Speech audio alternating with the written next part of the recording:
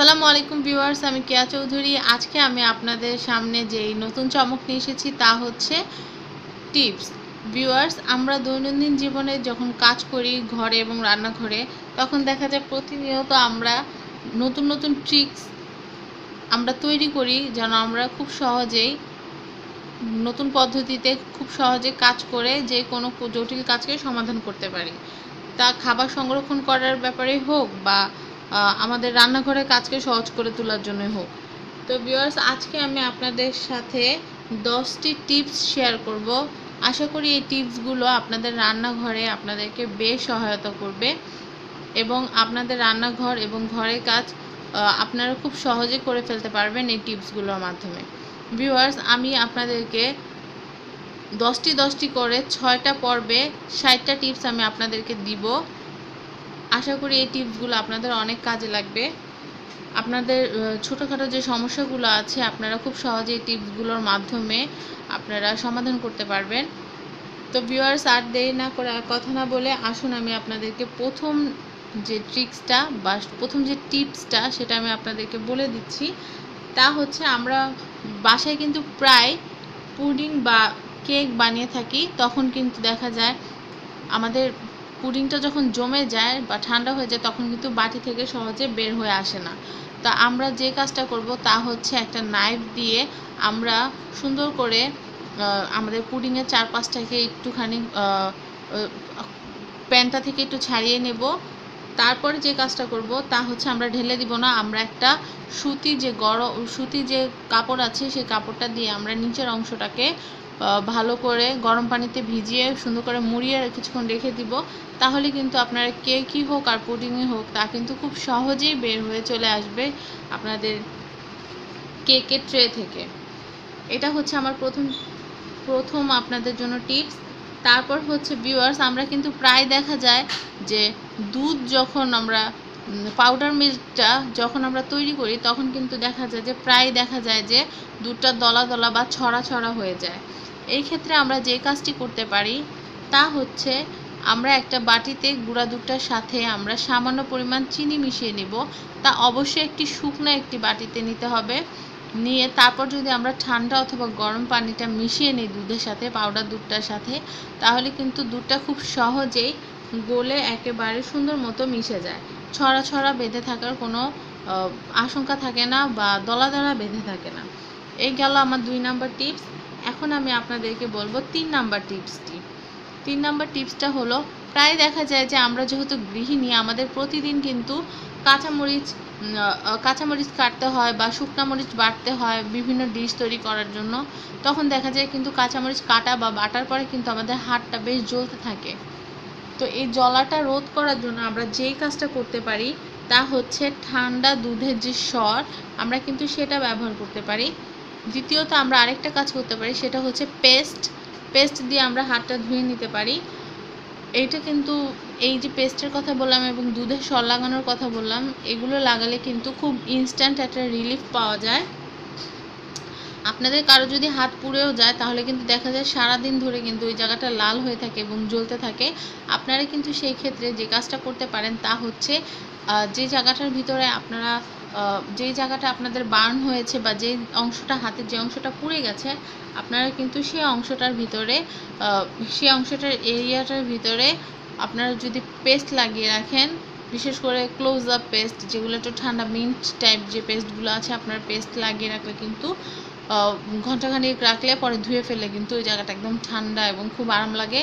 জ্বলে যাওয়ার পরে যে গরম যে একটা ভাব বা জ্বলতে থাকা, ওটা কিন্তু একেবারেই চলে যায়।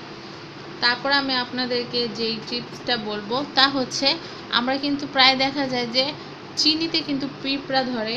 তো এই চিনির পাত্রের ভিতরে আমরা যদি একটা কাজ করি, আমরা যদি লবঙ্গ রেখে দিই তাহলে কিন্তু পিঁপড়া ওই চিনির পাত্র থেকে অনেক দূরে থাকবে।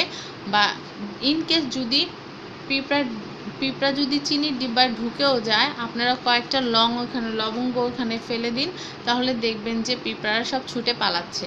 কারণ পিঁপড়ারা লবঙ্গ মোটেই পছন্দ করে না। তো ভিউয়ার্স, এই গেল আমাদের টিপস। তারপর আমরা যেটা আপনাদেরকে বলবো, 5 নাম্বার যে টিপসটা বলবো তা হচ্ছে, আমাদের আমরা যখন চাল ও ডাল যে কন্টেইনারে সংরক্ষণ করি, প্রায়শ সময় দেখা যায় যে ডালেরটা খুব কমই হয়, চালের যে কন্টেনারের ভিতরে কালো কালো ছোট ছোট পোকা দেখা যায়। আমরা কিন্তু অনেকের কাছে এটা খুবই বিরক্ত, অনেকের কাছে কেন, সবার কাছে বলতে গেলে এটা কিন্তু খুবই বিরক্তির একটা জিনিস। এটা দেখা যায় না বাছলে কিন্তু ভাতের ভিতরে পোকাগুলো দেখা যায় যে থেকেই যায়। অনেক সময় চাল খুব ভালো করে ধুলেও কিন্তু এই পোকাগুলো যেতে চায় না।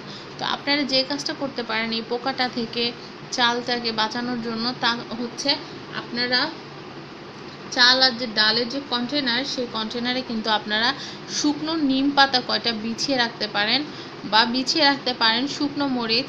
এতে করে আপনাদের যে চাল এবং ডালের কন্টেনারে পোকা মোটেই হবে না, বেঁচে যাবে আপনার চাল এবং ডাল। আশা করি এই পদ্ধতিতে আপনারা চাল সংরক্ষণ করলে, ডাল সংরক্ষণ করলে পোকা মুক্তভাবে আপনারা চাল ডাল সংরক্ষণ করতে পারবেন। তারপরে আমি আপনাদেরকে যে টিপসটা দিব, 6 নম্বর টিপসটা, তা হচ্ছে আমরা আমাদের প্রত্যেকের ফ্যামিলিতে কিন্তু দেখা যায় যে নাস্তার জন্য কিন্তু সুজিটা কিন্তু অনেকে ব্যবহার করে থাকে। অনেকের ছোট বাবু থাকলে কিন্তু সুজি আমাদের সংরক্ষণ করতে হয় ঘরে, ছোট বাবুদের জন্য বা হালুয়া বিভিন্ন রকমের ডেজার্ট তৈরি করতে কিন্তু সুজিটা খুব কাজে লাগে। তো সুজি সংরক্ষণ করার জন্য আমরা যে কাজটা করতে পারি সুজিটাকে ভালো রাখার জন্য, তা হচ্ছে সুজিটা কিনে আনার পরে আমরা যদি একটা মেলা কোনো পাত্রে বা মেলা কোনো কড়াইতে একটু মানে বিস্তৃত বা একটু ছড়ানো টাইপ খোলাতে যদি আমরা একটু ভেজে নিই আমাদের সুজিটাকে, তাহলে কিন্তু আমাদের সুজিটা, এবং ঠান্ডা করে যদি আমরা এয়ারটাইট একটা কন্টেনারে যদি এটাকে স্টোরেজ করি বা সংরক্ষণ করি, তাহলে কিন্তু অনেক দিন আমাদের এই সুজিটা কিন্তু ভালো থাকবে, সহজে পোকা ধরবে না এবং নষ্টও হবে না। তারপরে আমি আপনাদেরকে 7 নম্বর যে টিপসটা বলবো, তা হচ্ছে আমরা যে গুড়, বিশেষ করে পাটালি যে গুড়টা আছে, তা যদি ঘরে দীর্ঘদিন যাবৎ সংরক্ষণ করতে চাই, তাহলে আমাদের যেই কাজটি করতে হবে তা হচ্ছে আমরা যেই কন্টেনারে বা যেই পাত্রে আমরা পাটালি গুড়টি সংরক্ষণ করছি বা রেখে দিচ্ছি খাওয়ার জন্য, আমরা সেই পাত্রটিতে কয়েকটা মুড়ি রেখে দিব। এতে করে আমাদের যে পাটালি গুড়টা আছে সেটা কিন্তু খুব সহজে নষ্ট হবে না। এই হচ্ছে আমার 7 নাম্বার টিপস গেল। এরপর আমি আপনাদেরকে বলবো 8 নাম্বার টিপসটি, আর তা হচ্ছে দেশলাই বক্স। দেশলাই বক্স কিন্তু আমাদের এখন কিন্তু বৃষ্টির সিজন, আপনারা সবাই জানেন বৃষ্টির সিজনে যেই সমস্যাটা আমাদের প্রায় ফেস করতে হয়, তা হচ্ছে বৃষ্টির দিনে কিন্তু দেখা যায় যে আমাদের দেশলাইয়ের যে বক্সের যে ম্যাচের কাঠিগুলো আছে, সেই ম্যাচের কাঠিগুলো বাল্বগুলো কিন্তু প্রায়শ সময় দেখা যায় যে ভিজে যায় বা নরম হয়ে যায়, যার কারণে দেখা যায় যে দেশলাইগুলো ব্যবহারের অযোগ্য হয়ে যায়। এই ক্ষেত্রে আমরা দুইটা কাজ করতে পারি। একটা হচ্ছে আমরা ম্যাচ বক্সের ভিতরে আমরা কয়েকটা চাল রেখে দিতে পারি। এতে করে আমাদের যে ম্যাচ বক্সের যে ম্যাচের যে কাঠিগুলো আছে, কাঠিতে যে বারুদটা আছে, সেটা একদম সেফ থাকবে, ভিজে নরম হয়ে যাবে না। আরেকটা করতে পারেন, তা হচ্ছে আপনারা কোনো এয়ারটাইট কোনো কন্টেনারের ভিতরে ম্যাচ বক্স রাখতে পারেন। এতে করে ম্যাচের যে স্যাঁতসেঁতে হয়ে যাওয়া বা ভিজা ভিজা একটা ভাব হয়ে থাকার যে টেন্ডেন্সিটা, এটা মোটেই চলে যাবে। এই দুইভাবে আপনারা দেশলাইয়ের বক্সকে সংরক্ষণ করতে পারেন, বা বারুদ নষ্ট হয়ে যাওয়া থেকে আপনার দেশলাইকে রক্ষা করতে পারেন। এরপর আমি আপনাদেরকে 9 নাম্বার টিপসটা বলবো। 9 নাম্বার টিপসটা হচ্ছে, ভিউয়ার্স, আমরা যারা হাউস ওয়াইফ, আমাদের কিন্তু মাছ কাটতে হয়। মাছ কাটার সময় দেখা যায় যে আমরা যখন মাছ কাটা হয়ে গেলে দেখা যায় যে হাতের ভিতরে একটা আষ্টে একটা গন্ধ থাকে। মানে হাতের থেকে মাছের যে গন্ধটা, সেটা কিন্তু মানে দূর করাটা কিন্তু একটু কঠিন হয়ে যায়। তো আমরা যে কাজটা করতে পারি এই হাতের এই আষ্টে গন্ধটা দূর করার জন্য, তা হচ্ছে আমরা হাতের ভিতরে আমরা মাছটা কাটার পরে আমরা হাতটা ধুয়ে নিব, ধুয়ে হাতের মধ্যে সরষের তেল মেখে নিব। সরষের তেল মেখে নিলে কিন্তু আষ্টে গন্ধটা অনেকখানি দূরে চলে যায়। আরেকটা কাজ আমরা করতে পারি, হাতটাকে আমরা খুব ভালো করে লেবু দিয়েও আমরা ওয়াশ করতে পারি। লেবু দিলে কিন্তু হাতের থেকে যে গন্ধ যে ভাবটা আছে, সেটা কিন্তু চলে, খুব সুন্দর একটা সুগন্ধ হাতে চলে আসে। আরেকটা আমি এরপরে আপনাদেরকে যে টিপসটা বলবো, আমার একবার লাস্ট 10 নাম্বার যে টিপসটা, তা হচ্ছে আমরা কিন্তু দেখা যায় প্রায়শ সময় পাটায় আমরা আদা রসুন বাটি। এখন যেহেতু আধুনিক যুগ, এখন কিন্তু পাটা শুধু ভর্তা তৈরি করার জন্য বা বিশেষ মশলা গুঁড়ো করার জন্য কিন্তু ব্যবহার করা হয়। ম্যাক্সিমাম টাইম কিন্তু সবাই ব্লেন্ডারে বা গ্রাইন্ডারে কিন্তু বাটাবাটির কাজগুলো এখন ছাড়ে। তারপর আমি বলে দিচ্ছি, ভর্তাটা তৈরি করার পরে কিন্তু পাটাটা পরিষ্কার করাটা একটু কষ্টসাধ্য হয়ে যায়। আমি আপনাদেরকে আজকে যে সিস্টেমটা বলে দিচ্ছি, এই সিস্টেমে যদি আপনারা পাটা পরিষ্কার করেন তাহলে কিন্তু আপনারা খুব সহজে আপনাদের পাটাটা ক্লিন করতে পারবেন। আরেকটা ছোট্ট একটা টিপস আমি আপনাদেরকে বলে দিচ্ছি, এটা হচ্ছে 10 নাম্বার টিপসটার সাথে একটা ফ্রি টিপস।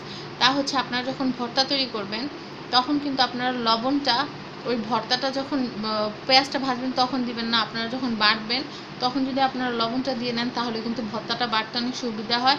যেহেতু লবণটা একটু কিচকিচে থাকে, বালু টাইপ থাকে, তাই আপনারা যদি বাটার সময় লবণটা দেন তাহলে কিন্তু ভর্তাটা খুব সুন্দর মসৃণ হয় এবং বাটতেও খুব সহজ হয়ে যায়।